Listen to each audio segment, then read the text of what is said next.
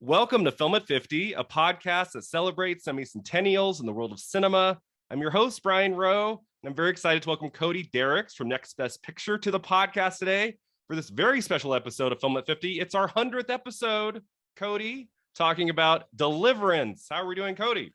We are doing very well. Congrats on 100. We started this podcast in September 2020.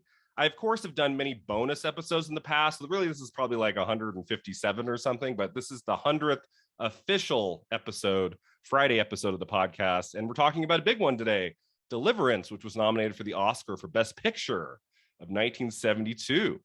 What's going on, Cody? Not much. I'm glad you brought me on to talk about this fun, Fun? Do we call it fun? just the boys camping. Boys Canoeing. camping. Yep. This is a different kind of movie for 72 when you think about like the movies that did really well for that year. Deliverance is in another category of its own, and it feels very much, as we'll get into, kind of like ahead of its time. Like it felt like this feels like a movie that could have been made 10 years later or more. Like it does not feel like, oh, this is kind of like screechy, kind of like early 70s attempt at a suspense thriller. It's very modern in terms of how it's directed and made. I was really impressed.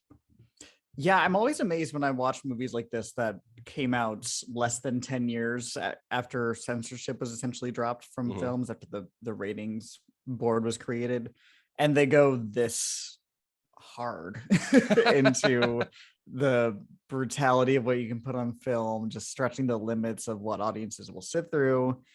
Because this movie definitely does that, very much so. Yeah. Oh, absolutely.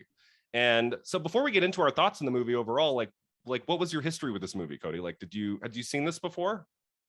I have seen it before. I saw it years ago when I was just in a small town with a library with movies, and I would just rent whatever I'd heard was important or was, culturally relevant, just to kind of check it off the list. Right. And I knew this movie kind of more for its infamy than for its merits, more for what it shows and how it shocked audiences and whatnot. And obviously we will talk about that. Yes. But I'd always knew it as that movie as like the banjo movie, the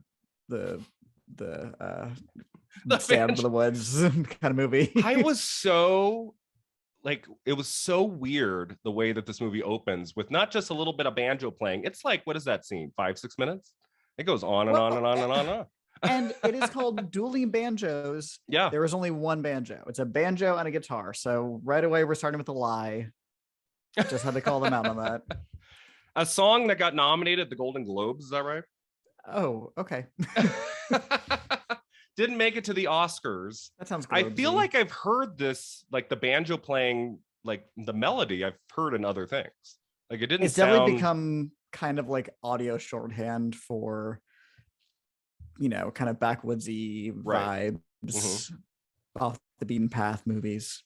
Yeah, but this is definitely one of the most famous films from 72, I would say. I mean, I started talking about the year in film earlier January, February. We talked about Cabaret and The Godfather. Talked about The Godfather by the end of March. And there's been a long kind of stretch of smaller films, some that maybe some casual moviegoers would know, but Deliverance, I would say, is probably one of the 5 most famous movies from 72. Would you say that? I would say so. I think people still know it by name. Again, they know the banjo track. And the thing about 72 is that not just at the Oscars, but also culturally, it was just completely, for the most part, as far as I know, just dominated by Cabaret and The Godfather. It just really sucks up a lot of air otherwise from other movies that might be part of the conversation, because you look at the list of movies from that year and not a lot get talked about besides those two. Maybe The Poseidon Adventure, you could say, and then Deliverance. Yeah, Cabaret, especially when it comes to the Oscars, it's weird in that Cabaret won 8 and then Godfather won 3. I feel like today more people are familiar with The Godfather, but Cabaret, for sure, in terms of the Oscars that year, it just took like everything. And so Deliverance, although it did get 2 big nominations, it was kind of left in the wake of everything else. Yeah, I mean, it's one of those, I wonder if those 2 movies dominated so much of the nominating process, if they gathered so many votes for themselves that the remaining nominees had less, like there was less competition to get in. Yeah, because The Godfather and Cabaret took so many votes. But as we get into Deliverance, first off, I want to say, didn't we talk about this movie once before, and you said you didn't like it? Is that right? Yes. Okay. Does that stand? Mm-hmm. Because when I put this movie on last night, I was like, "All right, I think Cody said he didn't like it," and so I had my expectations kind of low. I thought this movie was great. Okay. All the way through. So we have a classic Siskel Ebert fight to go on here. Yeah. I thought once they get off the water, the last 15 minutes maybe not as quite as good. Yeah, I definitely agree. But everything on the water I thought was spectacular. Yeah, no? I mean it's impressive to look at. You know, the whole thing about this movie is that they did their own stunts, these men. They were and I'll get into it. There's a story about Burt Reynolds that is hilarious.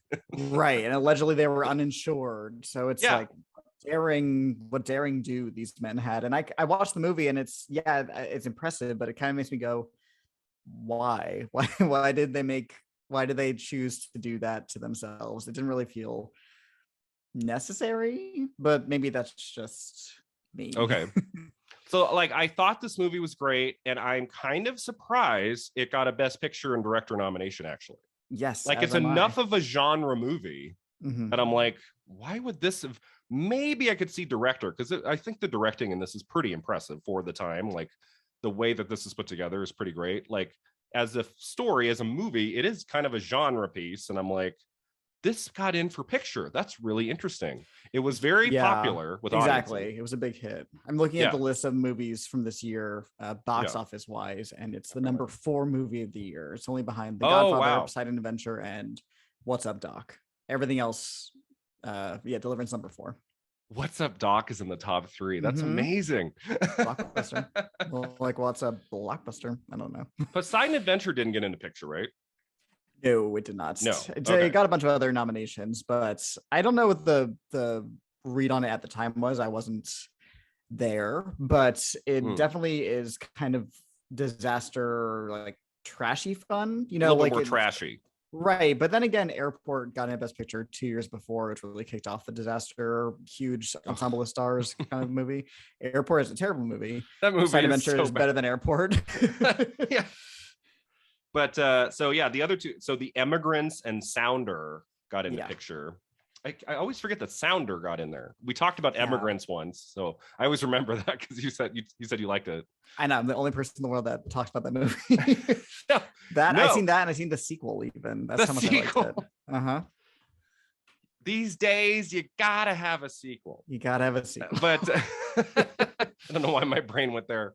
But Sounder for picture, interesting. So we're talking about that in October. I think that came out.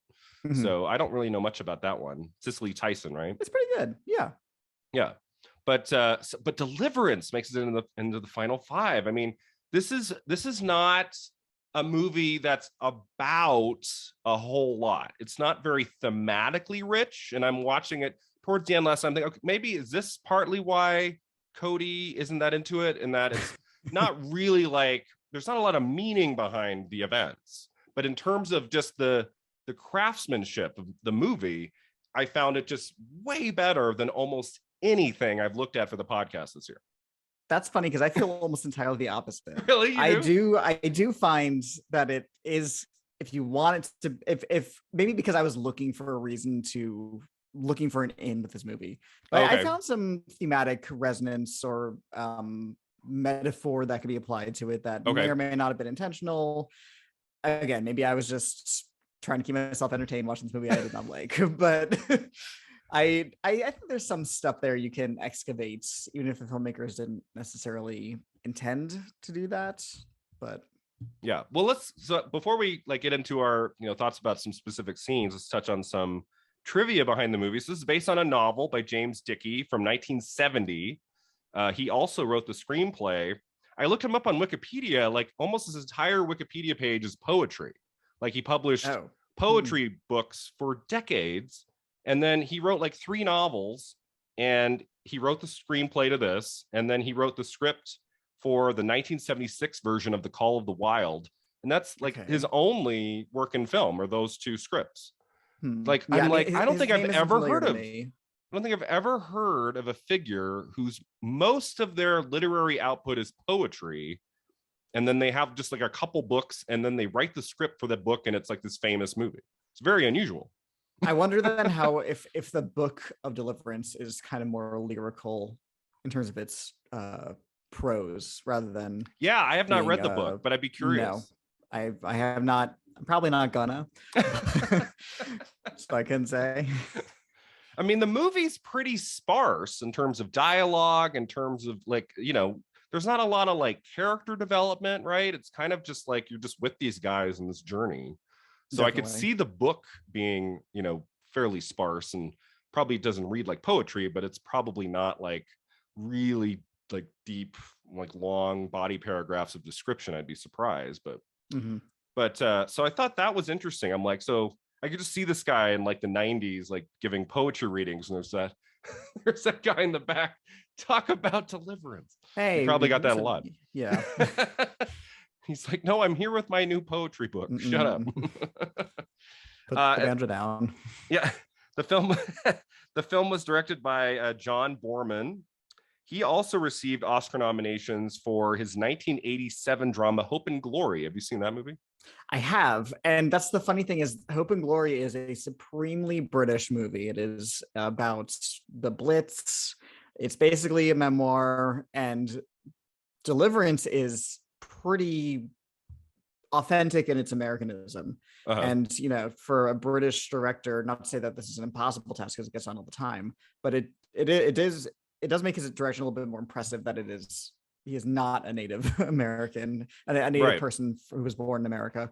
And he still was able to, you know, capture this feeling of such an American specificity, you know, just the location itself and the environment and the character dynamics. Very American, not very British. Yeah. No, I just watched, before we came on here, I watched a 30-minute video on YouTube, and it was from the 2013 Turner Classic Movies Film Festival. And they got John Boorman and 3 of the cast members from the movie together for kind of a roundtable discussion about the movie on it, which would have been like its 40th anniversary kind of a thing. And it was Burt Reynolds and Ned Beatty and Jon Voight and John Boorman. And John Boorman is like this kind of slim, just very well-spoken, well-mannered British man. And I'm like, that's the director of Deliverance. It's really interesting. Exactly. Yeah. I can't. Hope and Glory, like I said, is very British. So like for me, like watching Deliverance last night, it felt like the work of a very young, hungry, like action director who's like, we're gonna go to the real river. We're not gonna be in motels, and like we're just gonna like live on the river and shoot this movie. Everything's gonna be for real. It felt like a young like Spielberg doing Duel kind of a thing. And of course, Boorman was much younger in 71 when he would have made this movie, but it just didn't, I couldn't put it together. I was like, that's interesting. It's not who I would picture to be the director of this movie. It feels almost like a Michael Cimino kind of movie, or something, a much more earthy 70s film that's really uncompromising. Compared to Hope and Glory, which is very much a sheen to it. It seems very Oscar friendly, completely different from this. And as of this recording, John Boorman is still with us. I want to say he's like in his 90s, and his last movie, I forgot that I didn't write down the title, was from 2014. It was a sequel to Hope and Glory. Was his last movie in 2014. It was called Queen and Country. Queen and Country. Like, did that get much? It's like, so that's kind of weird. Like you make a movie in the 80s, it gets all these Oscar nominations, and then decades later you make a sequel to that movie, and it kind of comes and goes. I wonder if it was if Hope and Glory was a bigger deal in England. As sometimes happens. But obviously it got Oscar nominations, so it had some sort of resonance in America. Boorman also directed Zardoz with Sean Connery. Have you seen that? Okay. Haven't seen that, but I've seen the photo. I've seen the costume. If I remember right, in college, we rented the DVD not to watch the movie, but to listen to the audio commentary, which is it's supposed to be like one of the great, hilarious audio for Zardoz. So he went from like, after getting his Oscar nomination for Deliverance, Boorman chose Zardoz for probably his next project because it came out in 74. Yeah, looks like it was his next movie. Why wouldn't it be? He pulled a like Halle Berry Catwoman kind of a thing. Something like that. But he also directed Excalibur, I really like that one from the early 80s, kind of a fantasy movie. And The Tailor of Panama with Jamie Lee Curtis and Pierce Brosnan from 01. Did you ever see that one? I like that one. It was kind of like I haven't seen that one. Quieter thriller. Okay. A young Daniel Radcliffe. Yes, I know the name from that, from being a very young Harry Potter fan at the time. The only other movie of his I've seen is Exorcist 2. Oh, right. Which is horrible. So not is amazing. It's like the most disappointing horror sequel of all time. There is strong competition, so I cannot say off the top of my head if that's true. There's Blair Witch 2 is a weird one. I haven't seen Psycho 2, but I can't imagine it's very good. Blair Witch 2 is bad, but it was trying to do something. Like it's a bad movie I've seen like 7 times. Exorcist 2 I've seen once, and that's plenty for me. My memory of Exorcist 2 is being just criminally bored the entire time. It's boring. It's not scary. It looks bad.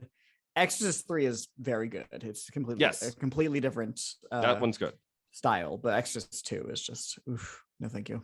So John Boorman, I'll have to take a look at Hope and Glory. I don't know if I've ever seen that, but that's probably his other real, famous it's okay. movie. It's okay. It's fine. But let's see. So the film was shot in northeastern Georgia. During the filming of the canoe scene, James Dickey, the screenwriter, showed up drunk, and he entered into a bitter argument with John Boorman, who had rewritten his script. They allegedly had a fist fight in which Boorman, a much smaller man than Dickey, suffered a broken nose and 4 shattered teeth. Dickey was thrown off the set, but no charges were filed against him. The two reconciled and became good friends, and Boorman even gave Dickey a cameo role as a sheriff at the end. Okay. Do we believe that story? I read that I feel like a 70s Hollywood filmmaking is full of lots of stories like this. Lots of just dudes scrapping it out and authors getting mad and actors having temper tantrums. It just felt very much of the time period. Maybe it was the lead in the gas. I don't know. Something was going on. I mean, didn't I just read yesterday like stories like E.L. James and for 50 Shades of Grey with Dakota Johnson, they were kind of dueling a little bit behind this. I don't know if they were physically violent, but I'm just like, is this the poet in James Dickey who's like, okay, I'm going to solve this issue by fist fight? Right. Very Irish poet of him. Very, I made films back in the day. I'm just happy I was also the writer. I didn't have to get into fights with anyone. Right. Yeah, as you must. I almost got into a fight with my actors, but that's a story for another time. Well, they love that. They like being yelled at and they like arguing. It's part of the process. So I wanted to share that story. That was interesting. So casting, do we know? So this was not always like the main cast that was going to be in the movie. Do you know of any of the history, like who was being considered for what roles? Oh, I did recently about this, but I cannot remember. So you tell me. Okay, so let's see. So the screenwriter initially wanted Sam Peckinpah to direct. That would have been interesting. I can see that. I can see that. Yeah, definitely. I don't know if Peckinpah would have chosen to like shoot like on the river, down river, the way that Boorman does, like exactly the same. But I feel like he was a little bit bigger name. More established. Yeah, exactly. He'd be like, I want to go to the hotel.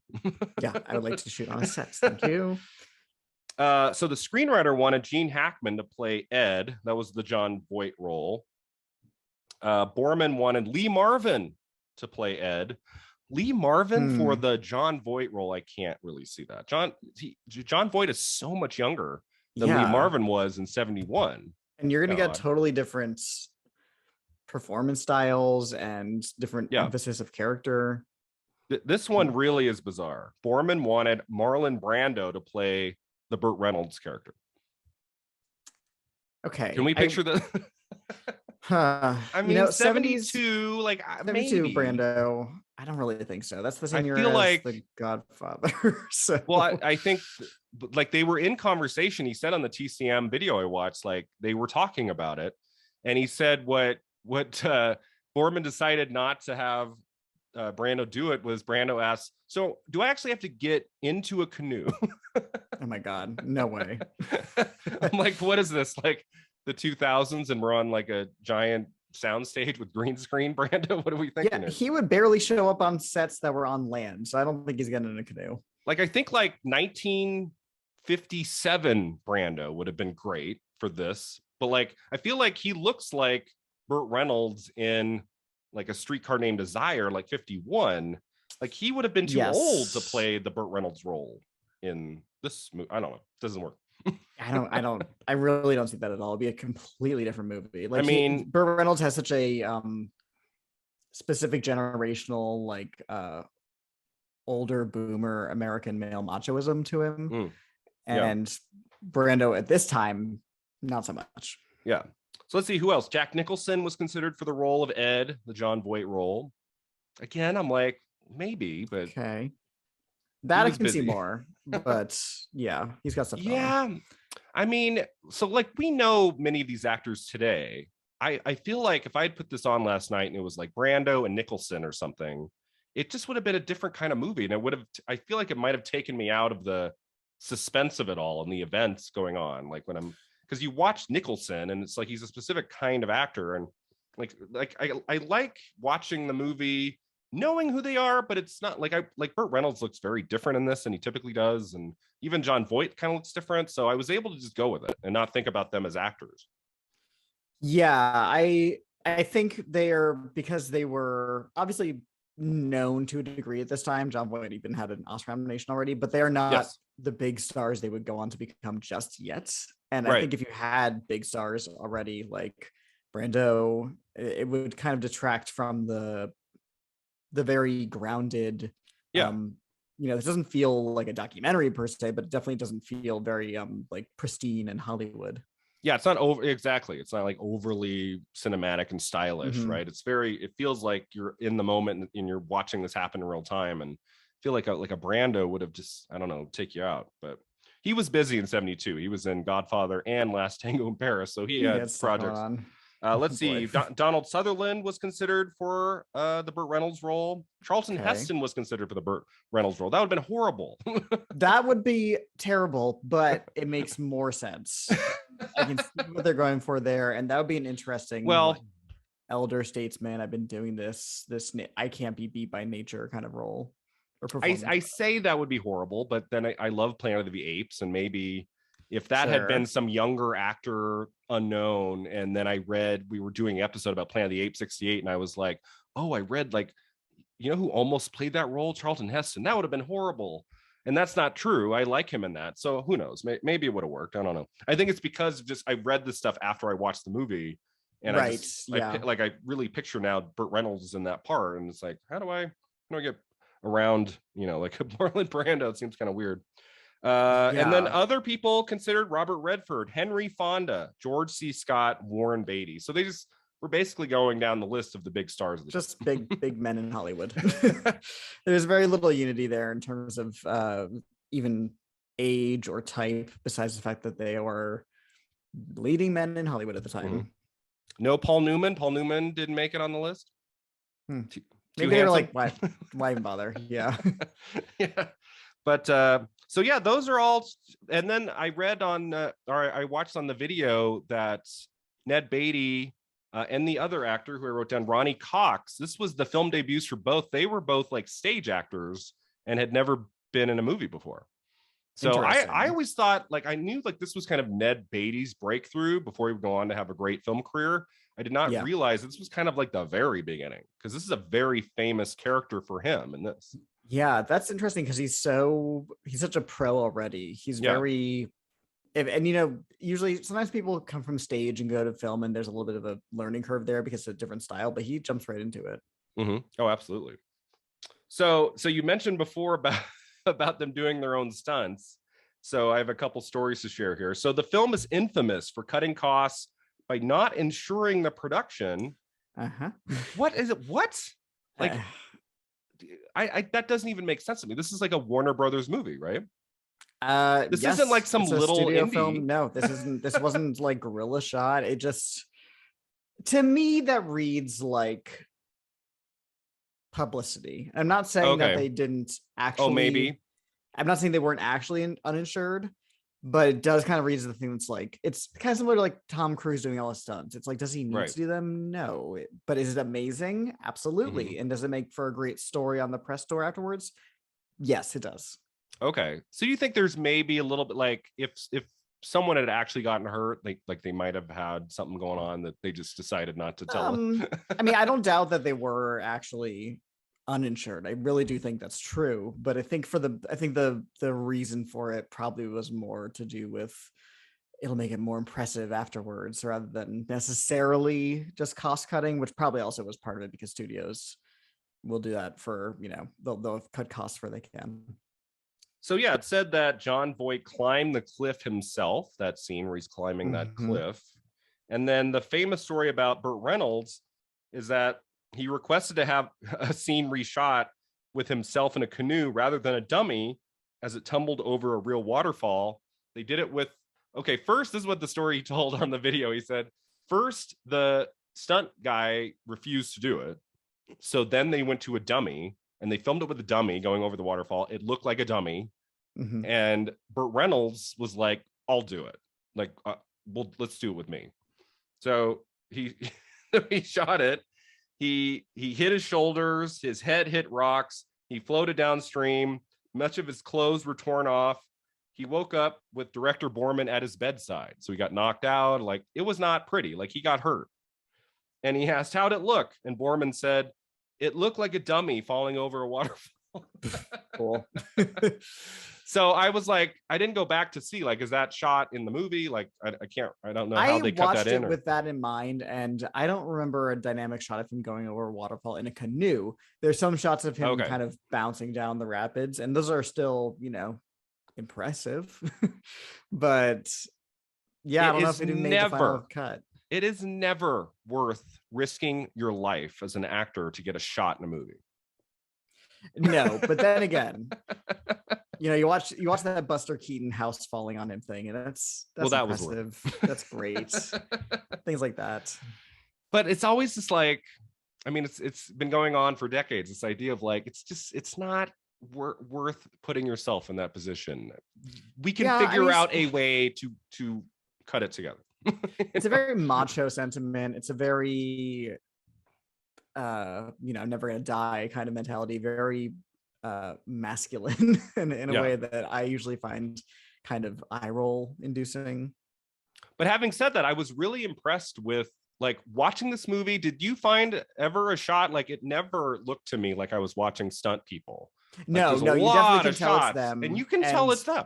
It's not there. It's not taken. It's not shot from far away. It's in like it's a pretty close range. You can tell that's actually Ned Beatty and Jon Voight. Yeah. So to that end, and knowing nobody died in in the long run, I guess it was worth it. But I got a little tired whenever I hear stories about that. It's the same mentality as when actors say they went method, and it usually was just an excuse to be rude to people and coworkers at their job, basically. And I just find that tiring. You don't like the stories of actors who stay in character for the entirety of the shoot?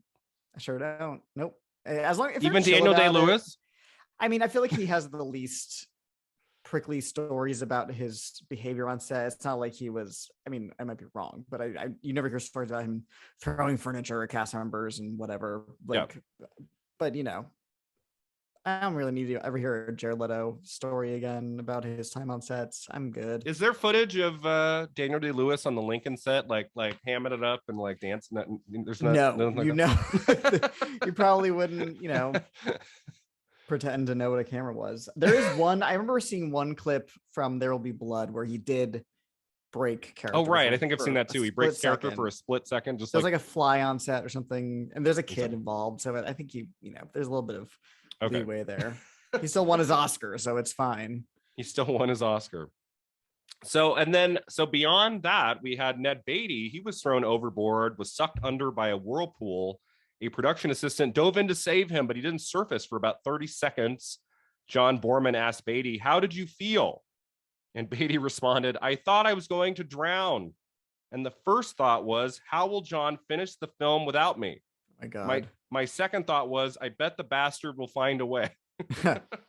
What a pro. For some reason, I find that kind of endearing. I can't explain why. But yeah, so there were, I mean, you can tell watching these scenes, like I'm sure they fell out of the boat here at the canoe and things like this. I'm sure not every shot went exactly to plan. And Sure. I wanted to know more stories about like the making of the movie, like the crew, like how did they live? Like how did they set up all these shots and like where like yeah. It's really like the way, like it's very dynamic the way the movie's filmed, and it's like where is everyone situated here?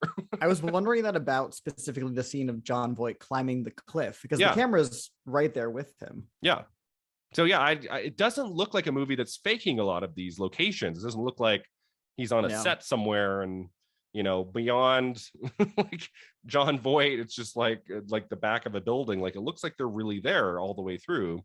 It doesn't, like, from what I read, it didn't look like anything was shot on the stage, right? It looked like everything was done. I mean, real. It looked, if it was for some reason, that is an amazing set. I think it looks pretty real from start to finish. Yeah, absolutely. Like nearly the entire thing is outdoors. And that is a beast, man, to shoot a whole movie outdoors like this. When you know, it's like the making of Jaws on the water, and like you have no control over anything and you have to wait for certain things. I mean, it's probably easier here because it's a river and you have the forest and but I don't know, like it's hard to make a movie outdoors. I've tried. It's not easy. Yeah, I mean, it's just so much that's out of your control, and then throw in all these dangerous stunts and this crazy things you're asking your actors to do, and it just makes it even harder. Yeah. We talked about Alfred Hitchcock and Frenzy last time. Hitchcock would have made Deliverance very differently. Yes. It would star a bevy of platinum blonde women. No. I'm like, how would 1971, 72 Hitchcock had made Deliverance? It would have been like on a soundstage, and they would have been like canoeing like this, and it would have been like obvious rear projection. Well, that'd be kind of cute. And then there'd be like a couple like big wide shots where clear stunt men are like going down the river. Yeah, and his cameo would be really annoying because it was late in his career. Like, I think there's still rear projection in Family Plot, his 1976 film. Like, he didn't abandon it in the 70s. No, I feel like that didn't really get completely tossed out, and even still until like the 70s era. Yeah. So let's see. So as you said, the movie did very well at the box office. It made about $50 million in 1972 dollars. That's pretty good. And then the reviews, for the most part, the reviews are really strong. I almost always agree with Roger Ebert over Gene Siskel. Gene Siskel gave this 4 stars out of 4, and Ebert gave it 2.5 thumbs down. So right, you are today's Ebert, Roger. I'm today's Gene. Yeah. So Gene Siskel said, it is a gripping horror story that at times may force you to look away from the screen, but it's so beautifully filmed, your eyes will eagerly return. Okay. That wordsmith, Gene Siskel. And then Roger Ebert gave it 2.5 stars. He said, what the movie fails at is its attempt to make some kind of significant statement about its action.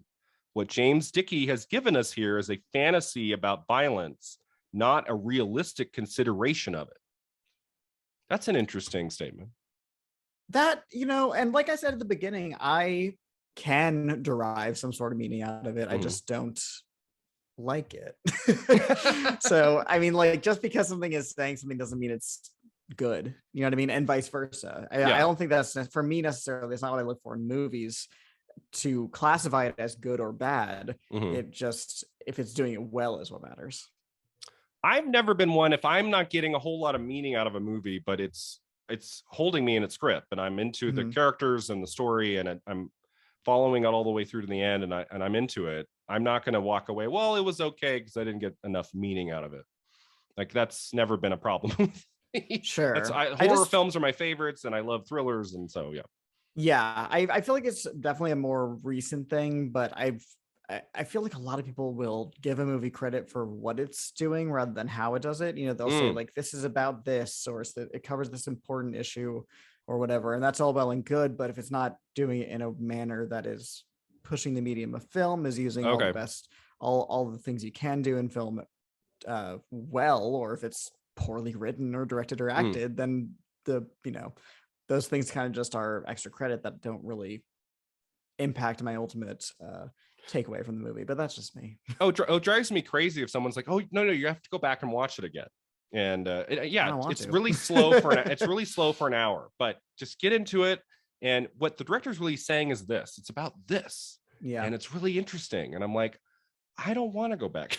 No, that's like when people tell you to watch a TV show and they're like, the first 8 episodes are bad. And you're like, well, I'm not going to watch it then. Just get to season 7. Season and it's 3 is amazing. when it really starts cooking. Okay, cool. I will not be watching it. Yeah. I like the shows that are just great from minute 1 and they stay great. Mm-hmm. For those of us who watch 7, like I'll give you a little time, but so you said you don't watch TV, but you said you did watch Midnight Mass. So you do watch some TV. Yes, I do. Mike Flanagan, I will follow into battle. Mike Flanagan, he's my guy. Yeah, he does like a major project every year. I believe he has something coming in the fall. I think so. I don't remember what it is, but it was Edgar Allan Poe, I want to say. Oh, yeah. Fall of House of Usher, is that right? I think it's Fall of the House of Usher or Pit and the Pendulum or one of those. Yeah. One of those. And I'll watch it. He hasn't let me down yet. There's good TV out there. I don't really talk about TV on Film at 50 because we talk about film here, but that's correct. I do think there's some good television out there. There's just so much it's hard to find the good stuff. But no, thank you. That's just me. And then Deliverance, it has an 89% on Rotten Tomatoes currently. So Roger Ebert's review must have pulled it down, maybe with a couple other people. And if you have a review posted on there, Cody, maybe it'll drop it down to like 86. I don't, but maybe I will, just to further the cause. It's at a B+ on Rotten Tomatoes. I got to do something about that. I'm going to bring it down to a B. Mm-hmm. And then finally, we got to talk about the Academy Award nominations. So Deliverance got 3: film, editing, director, and picture. What do we think about this? It's I think the picture nomination is interesting to me, but I mean, then again, like you were just saying, it was a big hit. It was well reviewed, so why not? And it kind of does feel like a lot of Best Picture nominees at this time that were very like on the ground and gritty. I'm thinking of like The French Connection. Yeah. Mm-hmm. And even the next year to a different degree, but still, The Exorcist is definitely pushing the envelope in some ways. Yeah, right. So, they seem to recognize like a genre movie every year. It's not just straight dramas. It's like they will put in a movie that has suspense and is a crowd pleaser, right, like an Exorcist, or Jaws in a few years. The 70s were much more precious, much less precious about movies needing to feel needy or necessary to the Oscar conversation. But then again, there's some every now and then you get like when you think Love Story and Airport are very much, well, even those were audience pleasers. It's not like they're prestige movies. Yeah, like I look at like the 90s, and I mean we do get the Sounds of the Lambs, we get some genre films in there, but especially like the mid 90s, I don't know if you'd see like a Deliverance or an Exorcist in the Best Picture lineup. It seemed like they were much more about like prestige-y kind of dramas. Right. Well, that's when Oscar campaigning and because of Miramax really became a thing, and so you get certain types of movies that you'll see get nominated, even if people don't really seem excited about doing so, but it still happens. So it got in for picture, got in for director. I'm kind of like, what do you think about? Like, I'm surprised it got in for picture and director, but it doesn't get an acting on. What do you think I'm okay with the direction nomination. The director lineup that year is interesting. Yeah. It's 4 Best Picture nominees and then 1 non, which is pretty typical for the time period. Is that the Sleuth one? Sleuth, right? Yeah. Which you have to imagine was close to a Best Picture nomination. But again, I think that Cabaret and The Godfather just sucked up so much air this year that things got in pretty, not easily, but those definitely dominated. I just feel like I want to say Airport got in for picture, but not director. That sounds right. That sounds like the kind of thing. Deliverance feels like a movie, a kind of a genre piece that would have it made it into picture, but it's not going to place in director. That the director slot will go to someone else, like the more prestige film, and that's not what happened here. That's kind of interesting. Right. It's definitely much more of the kind of 70s auteurist vision, uncompromising, really just nuts and bolts filmmaking, which was definitely valued at the time for sure. I'm very happy Boorman got in because I think what he does in Deliverance is pretty pretty astonishing. I think what he got on film is pretty great. So I'm happy with that directing nomination. I'm okay kind of surprised. I don't like the movie. I'm kind of surprised I got into both, and then it doesn't really place anywhere else. The only other category is film editing, which of course Cabaret won editing, as it did almost everything. Right. The other nominees there were The Godfather, The Poseidon Adventure, and a movie I've not seen yet called The Hot Rock, which I think stars Robert Redford. I'm looking at it now. I believe crime, in my research, is it a comedy? Comedy drama. So okay. Yes and no. Yeah, film editing can often be a weird. Some of the technical ones, like we talked about, Butterflies Are Free, this quiet movie based on a stage play that is shot mostly in an apartment, got a cinematography nomination. Yeah, why not? Like very strange technical nominations here and there. But yeah, I mean, if I guess if not in acting, like I guess if it were to place in a third category, if not screenplay or something, it makes sense that film editing would be it. That makes sense. I mean, cinematography. Right. I think it looks pretty. Or great. Sound, really. I mean, like sound. There's dialogue over the rapids, which is impressive, and that feels like the kind of thing that would get into that category. Yeah, and so because editing and sound usually go together. Right. I think sound would have been a great choice for Deliverance. So it is kind of strange it didn't make it into sound. But so I think if there was an acting nod, it would have been for Jon Voight. He's kind of the star of the movie. But lead actor is stacked. So yeah, it was hard. It was hard to get in there. But he had been nominated for Midnight Cowboy. So there probably was talk. And then at the Golden Globes, Jon Voight got a nomination for Best Actor in a Drama. So he would have been in the conversation for the Oscar. For sure. And then he wins his Oscar in 6 years from now. So he was not unknown, definitely. I always have to remember, like, sometimes I think that Jon Voight won the Oscar for Midnight Cowboy. It's like, no, he won for Coming Home in 78 for 78. Nope, because who won that year? Boy. Let me pull up my book. God, I should know this off the top of my head. That was John Wayne and True Grit. John Wayne and True Grit. What is it about the John Wayne win for True Grit? I can never remember that win. Because it seems like win. But he's so famous. You think that would just be automatic. I wouldn't even have to think about it. Well, it's such a weird time for John Wayne to get his Oscar in the late 60s. It's bizarre. Yeah. It's kind of like when was his prime, really? Like the 40s, 50s? Not, I 50s, mean, he's still early 60s. He's still famous all the way up until his last movie, but I feel like the last stretch of his career is not his best. And it is weird that that's the stage where he gets the win. It's totally a career win. Good job. We like you. Let's give you an Academy Award. Yeah. So at the Golden Globes, we got Jon Voight in there. We got picture, director. We got, screenplay got in at the Globes. And then best original song for Dueling Banjos. Of course. I am surprised it didn't get into screenplay at the Oscars. What happened there? Well, maybe the thing about, I'm looking at the lineup now, best adapted screenplay is 4 out of 5 best picture nominations, nominees. All 5 of the best picture nominees are adapted. And then there's one more that wasn't a best picture nominee, Pete and Tilly. Pete and Tilly got in over Deliverance. That's interesting. It definitely could have got in, but like there was plenty of things this year that could have also gotten in. Like Sleuth was adapted from a play. There's a lot going on in adapted screenplay this year. So I think that makes it hard if you're trying to get into the adapted screenplay category and like 4+ of the best picture nominees are getting into adapted screenplay, and it's like, and then you're like, damn it, should have been original. It's like, I'm not gonna get in here. I still think about how I was so sure that Gillian Flynn was going to get an Oscar nomination for Gone Girl.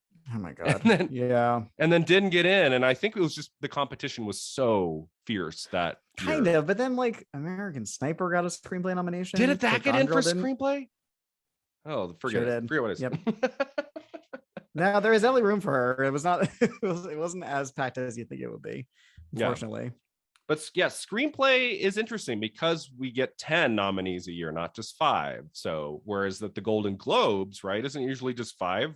Like it's just one category, best screenplay. Yes, yeah, and it's original and adapted. Which, if I remember correctly, I think Gillian Flynn got into best screenplay at the Golden Globes of the 5. I think that it did really well with that movie. It got like a director nomination for sure. I think it got a score nomination. And then the Oscars was just Rosamund Pike. Just actress. Yep. Oh man. Sad.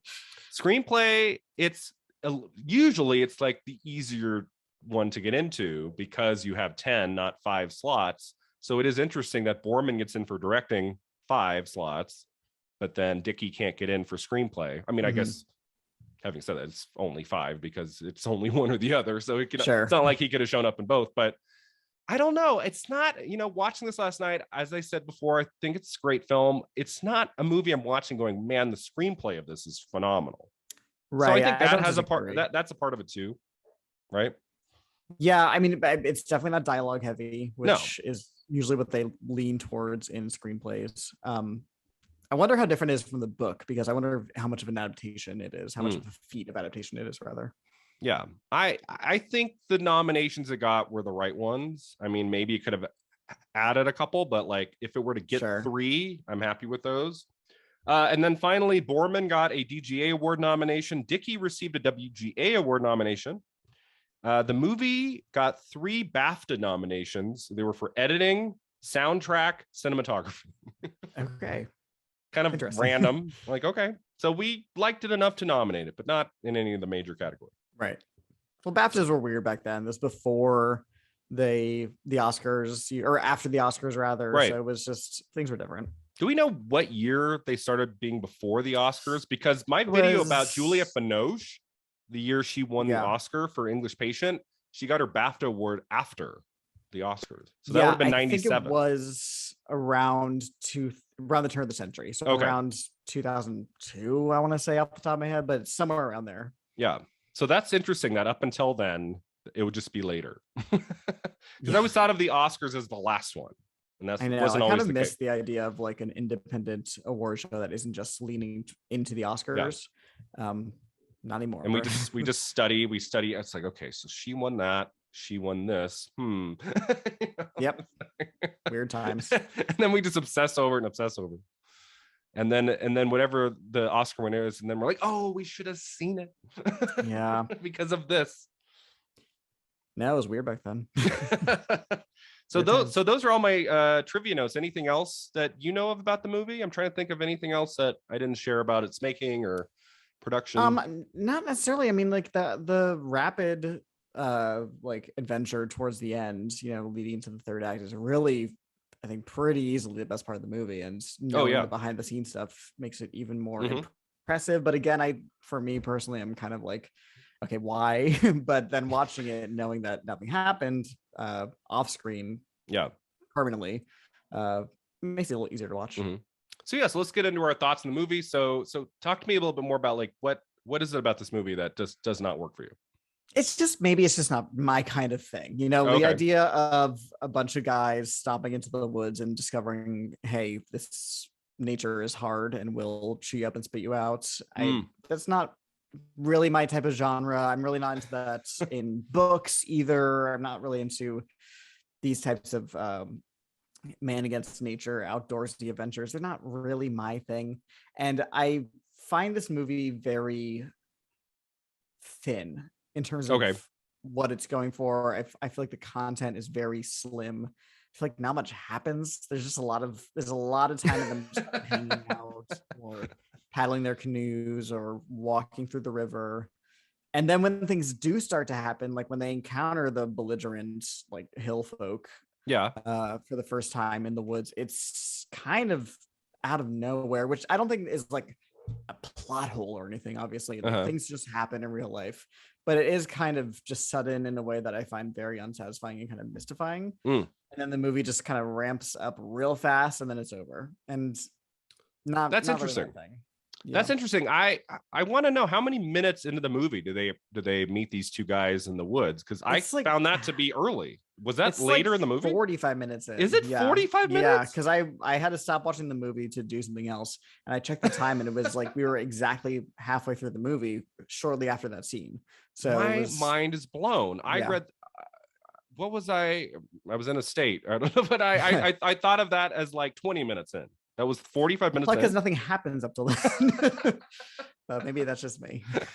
So I don't know. Like from the beginning of the movie to that scene, it did not feel that long to me. So that's interesting that if there was not much happening in the movie, I don't know. I guess it worked for me better than it did for you, but I wasn't Yeah, thinking it that. did feel long to me. But yeah, I was interested in that. We don't get a whole lot of backstory of these guys, do we? I mean, we learn that No, there's we lines here and learn there. that what's his name as a wife, Drew, played by Ronnie Cox, the one who gets killed. We learn that he has a wife and kids at home. We get a little Yeah. bit of information, but it's not like we're getting flashbacks. We're not getting like a scene of these four guys like 6 months before having dinner or something. No, and I think that's good. I do think I don't need a ton of backstory on these characters. I think the things we learn here and there, whether through actual dialogue or just characterization stuff, you know, the idea of the Burt Reynolds character being really outdoorsy and a pro at this type of thing. I think that all comes through in what we are allowed to see of them. I don't really need flashbacks or a scene at the beginning of them kissing their wife and kids goodbye. I don't need all that. Yeah. But so I kind of like that about it. I like that we weren't like having just exposition heavy dialogue for like a big chunks of the beginning. What I loved most about the movie was kind of the just quiet, matter-of-fact way John Boorman lets these events play out and avoids all the cliches that I feel like I've seen in other movies with this same kind of setup. It doesn't turn into like a horror film where we have lots of like stings on the soundtrack and certain things that the camera's doing to let you know that a scene of suspense is coming here and there. And it kind of plays like a drama, but in that way, it makes the movie more suspenseful for me. Like I like that the way that he just lets things play out. I want to say much of the middle chunk of the movie has no score. Like it's not like he's hitting you over the head with a suspense score like we would in a movie like this from a later decade. He just kind of like lets it play out and you just are with these guys, and when they decide we're going to bury this person and just kind of go on about our trip and hope that we're okay. Like, I don't know. I really liked the progression of the narrative and the way that Boorman just kind of let the events play out without too much style. I like that. Yeah, I think I definitely lean more towards favoring the direction rather than the screenplay for the most part. I agree. I think those scenes where like the assault scene where just the camera just like pulls back and just sits there, I think that's the smart way to do it. It's not turning it, it doesn't feel exploitive or shocking for shock's sake. It's really just part of the narrative in a way that it probably would feel like in real life if this kind of thing just happened. And I do have to praise the director for that. Yeah. And I think that's totally a directorial choice. I think another director could have made this like a Friday the 13th. You know, it could have made it more of like a slasher. And I was also really happy. I was like, so these two guys that they encounter, these, you know, horrific individuals, like, is there going to be a whole family, a whole gang of these guys going up against Voight and Reynolds and Beatty at the end? And I was so happy that it just stayed the two. Yeah, it doesn't turn into The Hills Have Eyes or something. Yeah, I was like, it's very small scale. This is going to be Hills Have Eyes, Wrong Turn kind of a thing where they all of a sudden are captured and there's like a big family of 30 and they take them to the wood. You know, I was like, that's going to feel, and then I'm like, it got a Best Picture nomination. I don't think that's where it's going. Right, exactly. but it's, I don't like, if this movie had been made 5-10 years later, like, I wonder, I feel like it would look different. I don't think, like, especially today, you could make Deliverance and have it look the way it does here. There's such a specific time for when this movie came out. Sure. I mean, like, Boorman wasn't looking to other horror directors at this moment. Right. I mean, patience is not really a virtue that's valued in filmmaking at the moment, at least in a studio, like a blockbuster type way. Yeah. So I just really took to that. I love a good suspense thriller, and there's not a whole lot of them, I want to say, on the river. I'll talk about one at the end that I love a lot. But I feel like this is the kind of suspense thriller that I haven't seen very often. And just the fact that it took me this long to finally get around to watching Deliverance feels like I should have seen this 20 years ago. But I don't know. I just really took to it. And so most of the times on my page of notes, I have like, 60 to 70% yellow, which means I liked, and then orange for did not like. I have one sentence I wrote that was orange, and that was, I thought the last 15 minutes there was a little bit of boredom towards the end. Although I don't think the movie can end with them just getting off the river. We have to have some of that connection. I do think that the story they're telling you do need the denouement, the epilogue. But it does feel just kind of like an epilogue. I wish there had been like a little something with the narrative, some sort of thrust, like something to do with like one of those two guys who they encountered or something, because it does feel like the movie's over, but then there's like 10 minutes left. It felt sure. I mean, and I think the way that things just start and stop in terms of the violence in their life, that again, it feels like it brings not necessarily a realism per se, but it does feel more shocking in the way that it likely would in real life. And I think that's probably the best way to do it, and also probably why it was such a big deal at the time, because it was unlike anything else. Right. Yeah, I'm trying to put myself in an audience in 1972, and based on what I have watched over the last 6 months for this podcast, there's not a whole lot of like great thrillers being made at this time, like maybe a couple a year. And I feel like if you're not seeing a whole lot of those movies being great, like you go see Deliverance in the summer of 72, and I feel like most audience members would immediately see there's really some great craft going on here with the filmmaking, and it's unlike most anything else that's being made at the time. Yeah, definitely. Like I feel like if like you just an average casual moviegoer puts this on today, Deliverance might feel kind of like less than your typical thriller you could see, you know, of the last 20 years, say. Sure. But I feel like if you're sitting, it's like Psycho. We talked about Psycho, like sitting down for Psycho in 1960, sitting down for this movie in 72. I bet the roof went off. I mean, people were probably going nuts. Totally. And I do wish I could have watched this movie not knowing, or like in the time period, not having seen the copycats and whatever, but I still didn't really know what happens in the movie. And it's still the first time I saw it, and it still didn't really grab me. Sorry. We'll never Mr. Borman. If you could have been transplanted back to 1972, and you would have been in a theater filled with people who were into it, and you'd been like, no, give me, what would you be seeing instead in summer of 72? You would have seen The Candidate, another movie we talked about. Because in The Candidate, I'm sure Cabaret was still in theaters. Cabaret. Seen that. Godfather, right? This is back when movies would just play for like a year and a half. For like 8-9 months, and I would go see that again. Like when you look up E.T. the Extraterrestrial on Box Office Mojo, and it's like in the top 10 for like a year. The box office, can you imagine? It's like, man, that's I do miss that. Yeah. I guess Titanic was kind of the last one that did that. Like that. Yeah, well, that was the one that was top 10 for like 7-8 months, something like that.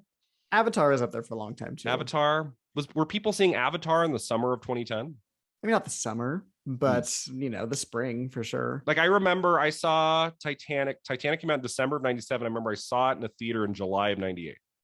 Okay. It was still playing. It was still playing in theaters until I want to say August. I saw Force Awakens came out around Christmas time, and I saw it opening night, obviously, and then I saw my roommate probably like 3 or 4 months later. Yeah, still in theaters somewhere. Yeah, if it's like a mega hit, I want to say it's at least 3 months. But even then, I feel like at the 3-month mark now, they're like, okay, we're putting it on demand. On streaming, exactly. Well, that's the weird thing, is that nowadays, if you don't leave a Marvel movie in theaters for 3 months because there's another one coming out, the next one. You don't want it to cannibalize. That was so crazy when we had no Marvel movies for like a year. Was it 2 years? Yeah, it was like July of 2019 to July 2021. Yes, right? It was. And then there were 4 of them. An oasis. Then there were like 4 of them back to back. Boom, boom, boom, boom, boom. Cody's not a happy person. I'm this close to being done with them, so you're not going to see like Iron Man 17 when they come. The next one is what, Thor 4, and I hated Thor 4 Ragnarok, so like, my god, absolutely. I don't like Taika Waititi as a director, so the Marvel fatigue. We got some controversy on the podcast. I know that is an unpopular opinion. I have not. I don't think I've ever talked. I don't think I've ever heard someone say they didn't like Ragnarok. I like that one. You like that? I did not. Jeff Goldblum. He was in it. Good for him. No, thank you. No, I only saw it the once. I liked it. It was fine, but I know I'm in the minority there. But my general Marvel fatigue, combined with the fact that I really did not like the last movie by the same director, about the same characters, might not be rushing. Anyone in the Deliverance cast been in a Marvel movie? Jon Voight was in Transformers. Okay. I was going to say if anybody is Jon Voight. And I looked him up on IMDb last night. He's in Fantastic Beasts, the first one, which I saw once, and I have no memory of him being in that movie. Don't remember that or much about that movie. It's quite bad. I just watched the third one 2 nights ago, and I'm just like, why am I doing this to myself? I'll probably throw it on one day while I am folding laundry or cooking. Something it's a good movie to watch if you're just sick and not great and you're just like laying there and it's just a movie. Right. It's just something playing out on the screen. When I get my next booster, I will the following day throw that on. But but back to, I mean, one thing about the ending of Deliverance is that there is a little bit of suspense because they're changing their story and there's 3 of them and Burt Reynolds is like knocked out and like doesn't there a scene like wakes up in the hospital and Jon Voight's like, okay, we've changed our story and we got to keep it right. And there is some suspicion by the cops, right, that there's something going on. Yes, and the idea is like, well, something happens. The sheriff says to them, we're on to you. There's something not right. Just don't come back. It's kind of like their mentality. Which I don't think you would get today, but we think something is fishy here, but just right. We don't know what DNA is yet, so we can't figure it out. Yeah, they bury that first guy just like it's like right next to the river. I'm like, I don't know if that's gonna work. Well, there's that whole thing of they're damming the river to make a lake, which is why they're on this river expedition because everything's gonna be gone soon. So I found that interesting, and that's actually where I kind of keyed into the deeper meaning of this movie. Maybe again, I think I was desperately searching for something to excite myself about this movie, which may be why I was more tuned to potential metaphor. But that whole thing about this land will soon be flooded, it felt I feel like there was something there, something about American I don't want to say imperialism exactly, but it definitely conquering land and thinking you know better than the land, in the same way that these guys are like, we're gonna go on this canoe trip, it's gonna be great, and then the land and the people who've lived there longer than them have other things to say. I also was, of course, like every other movie in this time period, you have to wonder if it's a metaphor for Vietnam, about people you know stomping into a situation they don't understand and getting just their ass handed to them, just you know, like some sort of deeper meaning like that. Do you think it could be as simple as they just needed a reason for the characters to go? Like that's why, yes, as opposed to them just being like, let's go have this fun rap, like just the book, the movie, they needed like a specific reason why these men it had to be I wonder if this was something that was happening a lot in the time period, maybe, you know, where just right around where environmentalism is starting to become mainstream, like post hippie era. And I wonder if that's maybe something that would have been very topical at the time. Again, I was not there. That's interesting. No. Yeah, I mean, I think that's a great point. I really like those ideas. I didn't think about something. That for I don't know, but something like that. We should, before we kind of move on to our final thoughts in the movie, we should touch on it. You know, a couple of the famous scenes. So the banjo playing scene at the very beginning. I mean, like if you had put this movie on for me and I didn't know what it was, and it started that way, I'd say this is going to be a slasher horror film. Sure. Yeah. Well, with that boy. On one hand, it is strange and off-putting, but the tone of the scene is very energetic and exciting, and the song is in a major key, and there's that guy dancing. Yeah. So it is ominous and weird, and I love a good juxtaposition of what you're seeing versus what you're feeling. I love that in movies, but it is I think it's an interesting choice to have it be a scene like that that's not on the surface daunting or intimidating. The characters don't feel any sort of threat. Yeah. And so neither should we think, but yeah, I love, again, I said about the score before, Borman could have like given us a little hint of like some menace in the score piece there, but he doesn't. So we don't know what's to come. Nope. And I'm watching this, I'm like, this is how a lot of horror films start. I'm like, did Eli Roth watch Deliverance before he made Cabin Fever? You know, absolutely. Like you know, a lot of these more like these younger horror directors have studied Deliverance, at least in some in some part. And so that's why I was kind of happy that as the movie went along, it did not just turn into a slasher kind of a thing, which it could have. Another director, another screenwriter could have turned it that way. So I like that opening. I love the last glimpse we get of the boy when they go underneath him. They go under that bridge, yes, and he's just staring at them. He doesn't the guy who's playing the music with him, he is like, hey, he's like trying to get some recognition, and the boy just almost acts like he doesn't know who he is, but he just stares like that is a creepy moment. That's the creepiest moment in the movie, I think. Yeah, it's not something if it happened to you in real life, you would immediately be like, uh-oh, but it's because we know better than the characters do. It is threatening. Yeah. Has that ever happened to you? Have you ever canoed? Have I ever been in a canoe and there's a boy with a banjo that scared me? No. Someone stared at you? Not yet. Are you Cody from Next Best Picture? And you'd be like, yes. Stop. No autographs, please. As you can go back. I might be going kayaking on the 4th of July, so I will let you know if any banjos are. If you see any banjos, you said you were going to bring a banjo. You said you were going to bring a banjo to the recording today. You don't have one? Actually, I actually do have a banjo in this room. You do have a banjo in the room? Yeah, my boyfriend's a musician, and there's a lot of instruments around me. I won't be playing it because did your boyfriend play you the dueling banjo song while you were watching this last week? Well, now I'm going to ask him to. What's better than that? True love right there, dueling banjos. And then we have to talk about the rape scene. Like, what is your take on this scene? Like, we talked about a little bit how it's very matter of fact. It's not like in your face, but it is kind of like documentary style a little in that he just kind of, Boorman lets it just play out in like a wide shot. Right. It's not heavily edited. No, and this is, if you know nothing about this movie besides its existence, you know this scene and you know the banjos. And that's, I think I'd probably seen this scene before I saw the movie in some sort of TV like retrospective or something.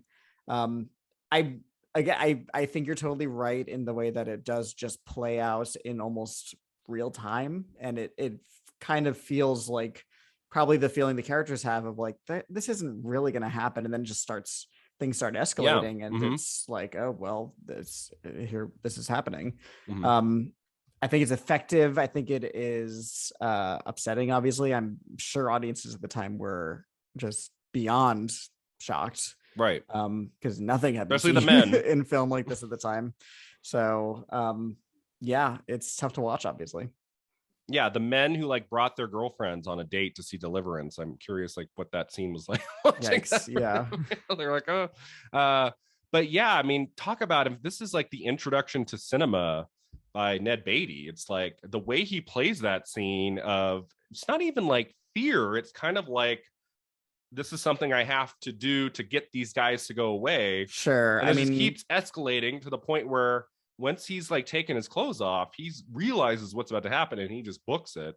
But he's a little bit overweight and he can't run fast enough. And the guy catches up. And you wonder if it's like something that maybe in the back of his mind he'd been told, like, you know, happens to men, and like when it's happening, it's almost like too shocking to make any noise. Even it's just like very upsetting. Ned Beatty really commits to it though. He's a good actor, you know. Oh, absolutely. And he talked about in the TCM video, like the director John Boorman was like, so Ned, you want to do this? Like, did you read the rape scene? And Ned Beatty said, yeah, no, I can do that. And he said, everything okay? And Ned Beatty was like, we're going to act it, right? Acting. Yeah, geez, exactly. And Boorman was like, yeah, okay. Well, that's why you hire a pro from the theater, because like they'll just go into anything. But yeah, just the way, like, it's not overly sensationalized. Like it's kind of, the camera's far away. You don't really see much. It's quiet. And it's like, I would say the most style, I guess, of the scene in terms of editing and stuff is when we now move over to Jon Voight and the guy says, you have a very pretty mouth. And he looks over and he sees Burt Reynolds coming up. Yes. That was great. What does he have? Like a crossbow. Yeah. And that's where the editing really gets exciting, because we're going back and forth and like we're just like like I'll do something, and the main guy is killed, just boom, and all of a sudden there they are with a dead body. Mhm. And then the movie Yeah. for a few minutes becomes A Simple Plan. You've seen A Simple Plan? Yes. I'm like, oh, a much better movie than this, if you ask me. Yes, that's a great movie. Great. But one of my favorite novels is the Scott Smith book, A Simple Plan. Oh, okay. And so I'm like, what are they gonna do? They're gonna go down and say everything that happened. And you understand, right? Ned Beatty's like, I don't want this to get out, guys. Right. And I mean, that's he's the part where you're like, I understand their predicament. And his character is right away like, bury him. I don't care. Goodbye, which makes total sense. Mm-hmm. So that works. And the suspense of it's great because you do think in the back of your mind the other guy got away, and I don't think that guy's just going to stay away. I think he's going to come back. So that was the one part of the movie I was like, he's going to come back or something's going to happen, and it does, but it doesn't come right at the moment you think it's going to. Exactly. When they're like full on canoeing down the river, and we get that great, I just think it's a great scene of Jon Voight's character going up the mountain, and doesn't he like fall asleep and he like blinks his eyes and all of a sudden there the other guy is. Yeah, and he's like really far in the background. Yeah. Scary. I do like the part where he's climbing the cliff and looks down and says like, what a view. And it is sarcastic. It's a joke, but also it's kind of, he does sound actually impressed, because how could you not be? What did you think of the planting and payoff of getting a scene of him with the crossbow earlier trying to shoot was it a deer? Yeah. And he like shakes and he shoots, but it doesn't hit. And then the same thing happens with the guy, and it looks like he's going to miss again. And then the guy starts coming at him, and you're like, oh my God, he missed again. And that was a great reveal shot of when the guy came down and you saw that. I was like, that was fantastic. Yeah. I had to rewind to kind of figure out what exactly just happened, because it wasn't the most clear in a way that I kind of understand. Yeah, but like it made sense that he probably hit him in a way where he had a few more seconds in him to kind of come over, and then it just took him down. I thought that was good. So that whole sequence I thought was beautifully shot, was suspenseful. Again, not overly stylized. It had a little bit more style there than it did in the earlier scenes, but I was just into it. I was like here. This is what's sad, Cody. Like, this is when I know movies work, especially for this podcast, an older movie. Yeah, I'm not looking at my phone. Yeah. When I'm like, I haven't looked at my phone in 45 minutes. The movie's working. When I'm watching a movie for this podcast, where, like, I save certain things knowing that I will have them. I don't really care, so I can have them on the background while I do a bit of scrolling, bit of catching up on messages. I hate to say it, but that's okay. That happens. I won't name there. Like, I really do try for this podcast to really focus, but there are occasionally a movie like The Guest has been, it's official. Like, we're doing it, and half an hour into the movie, and it's so deadly dull, and I'm like, I'm just like, yeah. That's why they invented cell phones. It happens. I'm like, I have not checked my feed in the last 2 minutes. Something's got to be new in the world. Please. That was not the case. Sometimes you hope it's not new in the world. Sometimes you hope everything's chill. But oh my God. Yeah. Sometimes you do have to check out what's going on. So yeah, and that's a very just like low level, low bar to, but it, like, with our, these days, man, if an older film can grip me and I have no interest in doing other things, that's solid. And that happened for me with Deliverance. And it's not just because the movie got a Best Picture nomination or the cast is great and like, I was genuinely invested in the story, and I wanted these guys to survive, and I wanted the movie to take me places that I hadn't seen before, and I thought it did that. And we haven't really talked about the performances. I thought the performances were on par. I thought Jon Voight was terrific in this. It's some of Burt Reynolds' best work, for sure. Definitely. He's really good in this. Yeah, I mean, like we talked about before we started recording, I mean, Boogie Nights is just like his masterpiece of a role, and he's so great in that. I love that movie. But this, and from what I read online, this is like thought of to be like the best like 70s Burt Reynolds performance in a movie. Like, he's sure. Really, yeah, I haven't seen much else of his besides Boogie Nights. Yeah. Also pretty incredible that he's this good in the movie with no facial hair. I feel like he's always got a mustache and everything I've seen him in. Yeah, he looks great, and his voice sounded weird. Like, did you pick up on that at all? Like his voice did not sound like the Burt Reynolds I know. I didn't notice that, but again, I haven't seen. But maybe just him, because. So, I mean, I guess voices change over. But if you were to like watch a clip from Deliverance and a clip from Boogie Nights, I don't think it sounds like the same person at all. Gotcha. So I thought that was like his voice was like a lot lower in Deliverance. It was interesting. But I really enjoyed him in this. And as we said, Ned Beatty is great. Ned Beatty is one of those actors who shows up in something I get very happy. Yeah. Know? I mean, he has one of those great small screen time, but gets the nomination performances in Network. He's so good in that. Yep. I think his famous quote, right, is to like, take anything to aspiring actors, take anything. Because I worked one day on Network and I got an Oscar nomination. That makes total sense. Yeah. Which that scene is really involved in Network. I'm like, yes. They shot that in a day. Memorable. Yeah. Like that looks like a scene that would have taken 3 or 4 days to like just get it all right. But yeah, he's fantastic in this. Just a great cast. It's just I felt like this was one of those movies where they got the right people for the roles and they got the right guy to tell the story, the director. And outside of a couple little lulls in the last 15 minutes, I was on board with this. It does end just like Friday the 13th. It ends with like having a nightmare about a body coming out of the water, and then they wake up in bed and they're like, oh boy. And then it goes back. If you watch the end of the credits of Deliverance, we get one more shot of the water. No hand comes up, but it's like on the water, like something might come up. Yeah, I think same thing in Friday the 13th.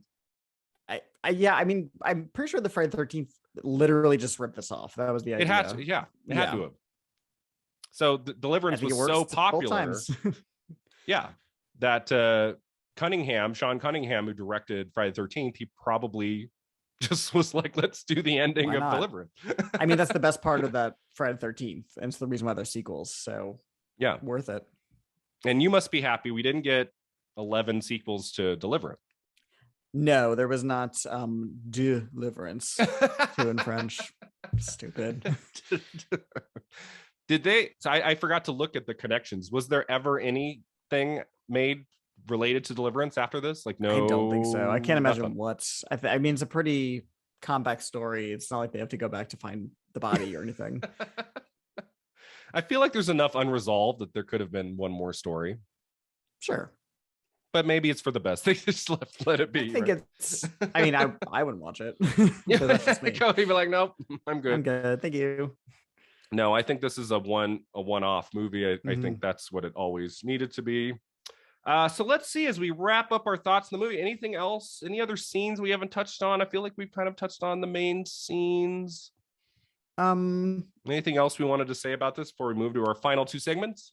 Kind of cluing into my idea of like, is this a Vietnam metaphor? There's one scene where Ned Beatty, towards the end, when they're figuring out what has to be done before John Boy starts climbing the cliff, after they went through the rapids, Ned Beatty says something like, there's really no end to this. And like, that's definitely what Vietnam must have felt like at some point, where it's like just compounding conflicts and little way forward. And it's hard to see the ending and the end game. And that line really made me think about Vietnam and this time period. So maybe there's something there, but maybe I'm just overreading it.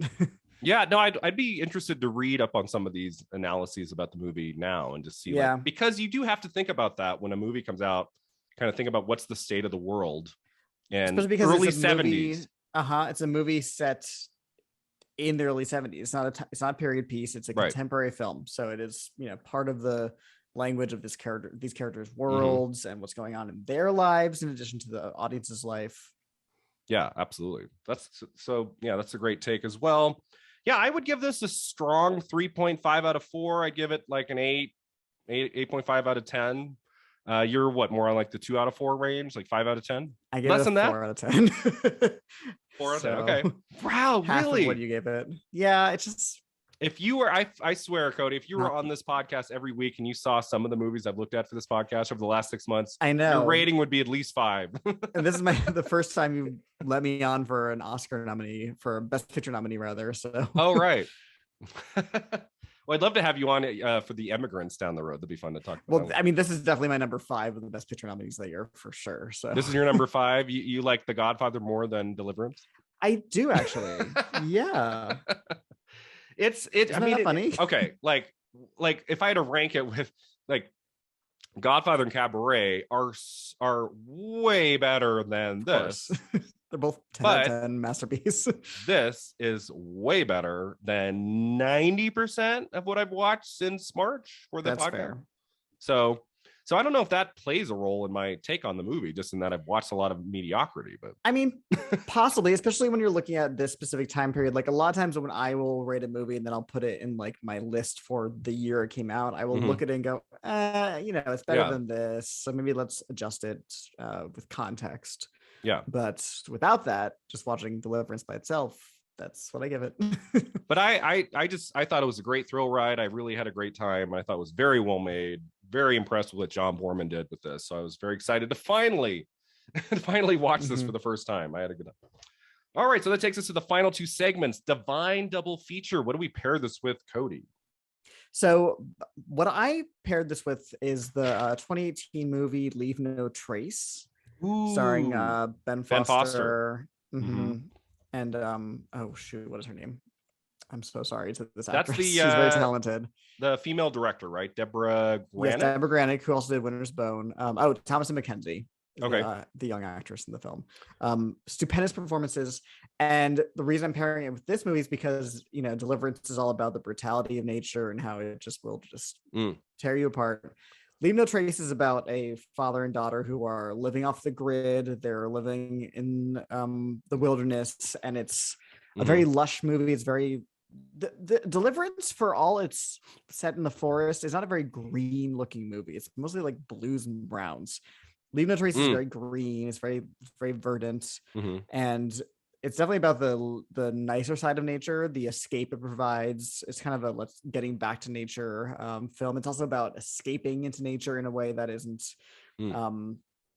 working against it. It's definitely people working with nature. Right. It explores a lot more stuff besides that, but it's just a really incredible movie.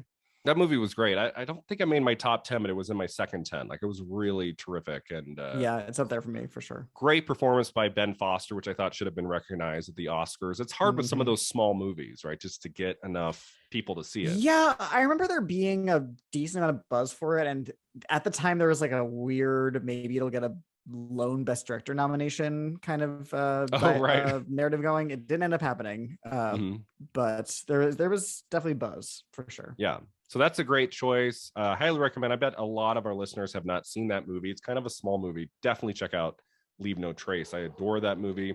So I usually pick a more modern film, but it's the 100th episode and I'm breaking the rules today. Because I'm watching this last night. I'm like, the perfect pairing with this would be The River Wild from 1994 with Meryl Streep and Kevin Bacon. That's contemporary. It's kind of like Deliverance, but has that 90s kind of action vibe to it. It's got much more suspense in terms of like its music and the cutting's faster, but it has, I think, in some ways even more compelling characters because you have a little bit more exposition, a little bit more backstory with the Meryl Streep character and her family life and her husband. And I love that movie because it's really like the one thriller that Meryl Streep ever made. And I think she's great in it. And they got into Golden Globes. Like, there was a little bit of awards buzz for that movie. Well, it's one of the first movies, maybe not the first, but it's one of the few Meryl movies that is just blockbuster minded. And yes, it got some Golden Globe and SAG nominations because it's Meryl, but she attracts that attention, but still.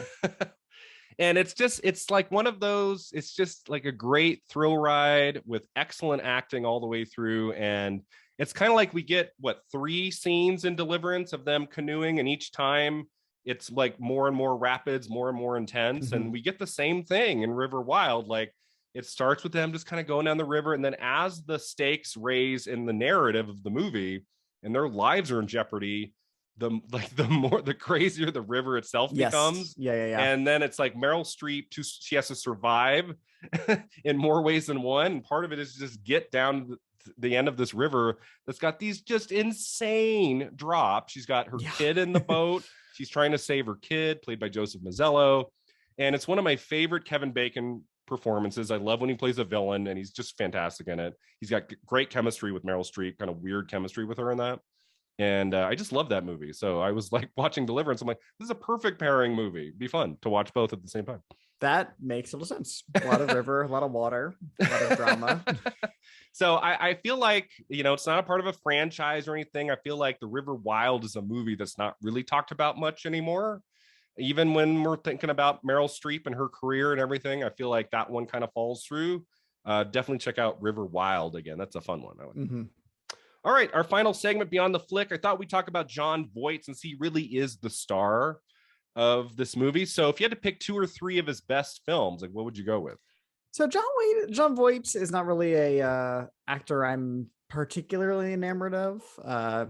I find him an interesting presence, but I don't necessarily. Father of Angelina, a performer I prefer. Sorry, John. Both have Oscars. That's true. Whenever I watch a Jon Voight movie, I try to look at his face and see Angelina's face, and I really don't. I do. Really? Big time. I saw it last night watching Deliverance. Like, you can, I think you can see the resemblance. Big time. Whenever you look up her mom, I personally see it. I think it's the lips. Is it the lip? I think it's the mouth. Just think about the face. I just don't see it. Just don't see the face in the face. But that's just me. Anyway, so his Oscar win for Coming Home is not one of my favorite movies of his. I don't think it's a very good movie. I think his performance is fine, but I don't give him the win that year. Do you remember who you would give it to that year? Let me look it up. Oh boy. 78. I might give it to De Niro for Deer Hunter, possibly. So it's Warren Beatty, Heaven Can Wait, Gary Busey for the Buddy Holly story, Robert De Niro, The Deer Hunter, and Laurence Olivier for The Boys from Brazil. Yeah, then I give it to De Niro. Yeah, De Niro, but then he wins 2 years later for Raging Bull. What if I don't give him the win for Raging Bull? What? That I would pick that. So I might do a video about the top 10 acting Oscar wins of the 80s. Like, I would put the Raging Bull win in the top 3. I probably give of the decade. That's an insane performance. I love him in that. Yeah, he's good in that one. But I guess in 79, you wouldn't know that was coming yet, so you could give it to him for exactly. He's great in The Deer Hunter too. So yeah, and that's kind of a case of I give it to him kind of by default. I think none of the other people are really standing out to me. I haven't seen that Laurence Olivier performance or the Gary Busey performance, but Beatty and Heaven Can Wait is like whatever. I prefer Jon Voight to him, but I don't like Jon Voight enough in that movie to be like, sure, you can have the Oscar. But 78 is a weird year, but that's a whole other story. Yeah. But I do prefer his first Oscar nomination for Midnight Cowboy. Yes. I think he's pretty great in that, so I would definitely pick that as one of my top movies of his. Dustin Hoffman is great in that too. He also got an Oscar nomination. Dustin Hoffman, who I would give the win to that year. Over John Wayne. Sorry, Mr. Wayne. And that's a case where I feel like today the Dustin Hoffman would have been its best supporting actor. Absolutely, and he would have, because they're both in lead, right? Yeah, 69. Yeah. Yeah, we'll never see double leads again. It'll never happen. You'll never. When was the last time we had double leads? It was for women. It was 91 for Thelma and Louise, and for men, it was 84 for. Wow. So there's only been one time for either actor or actress since the mid 80s, and that was Thelma and Louise. Wow. Thelma and Louise and Amadeus. Thelma and Louise, I think you really you cannot say that one of those is the supporting actress. I think that's the problem. No, but there's been plenty of times watching movies lately where I've said the same thing and then they managed to do it. Something like Carol, which is, they're so clearly both leads. Well, but yeah. Thelma and Louise, I mean, they are in the whole movie together the whole time. So it's like, how do you... They're both in the title, supporting. You know, maybe if it was Carol and whatever Rooney Mara's character's name is in the title. Like in Carol, are they both in the movie? Pretty much the same screen time? Rooney Mara's in it more than Cate Blanchett. Rooney Mara is in it more, and Rooney Mara was supporting actress. Yeah, it's her story. She starts the movie, she ends the movie. Cate Blanchett enters the equation.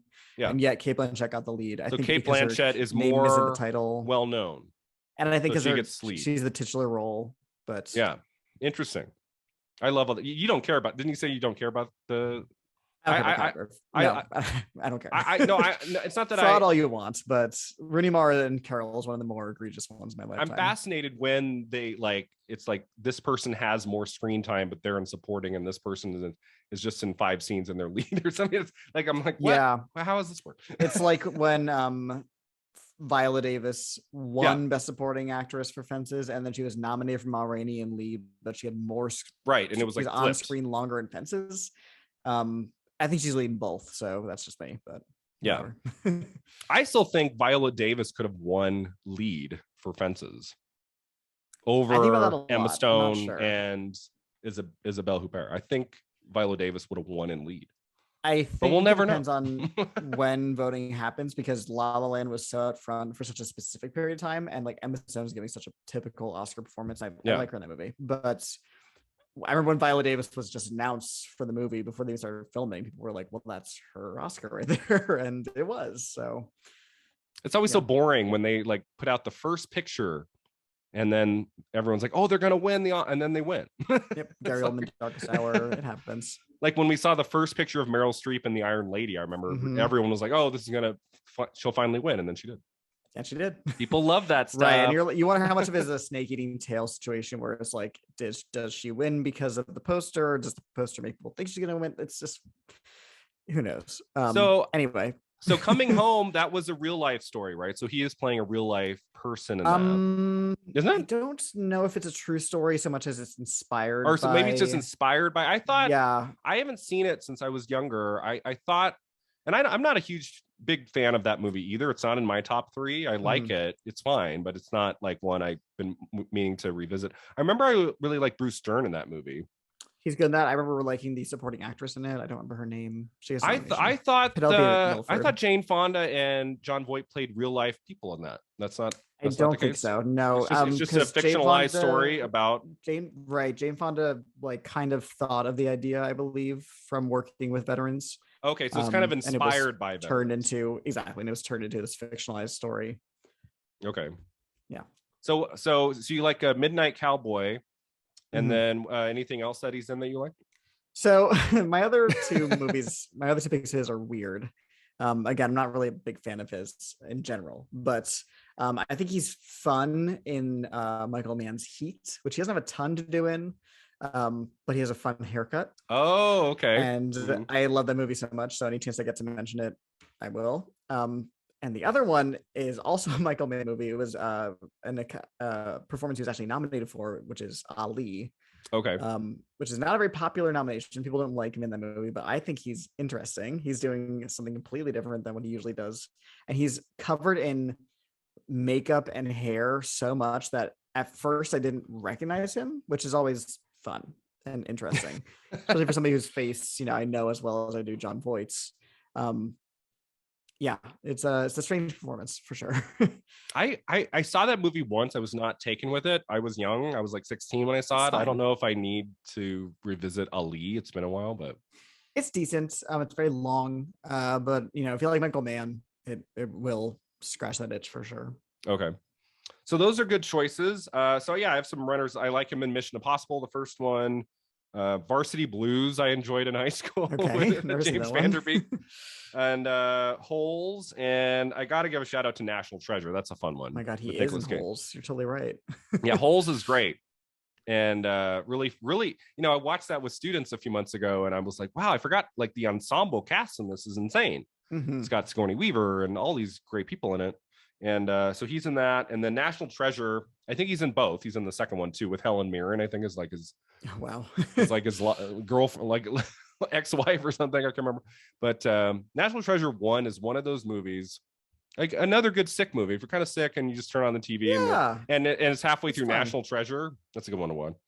But yeah, I would not put Coming Home in my top 3. It'd be probably number 4. I feel like if you're going to look at the work of Jon Voight, I feel like you have to watch it since that's his Oscar win. Yes. I have not seen Runaway Train. Have you seen that one? He was nominated for that. I have not seen that one. And who was the other one? Eric Roberts got a supporting actor nomination for that? I haven't seen it, but it was definitely Academy friendly, I guess. It's got a title that makes me think it's like an action movie, but I'm assuming it's not if it's getting acting nominations, right? That's sometimes you never know. Yeah. So that's from 85. It's on my list. I want to see Runaway Train.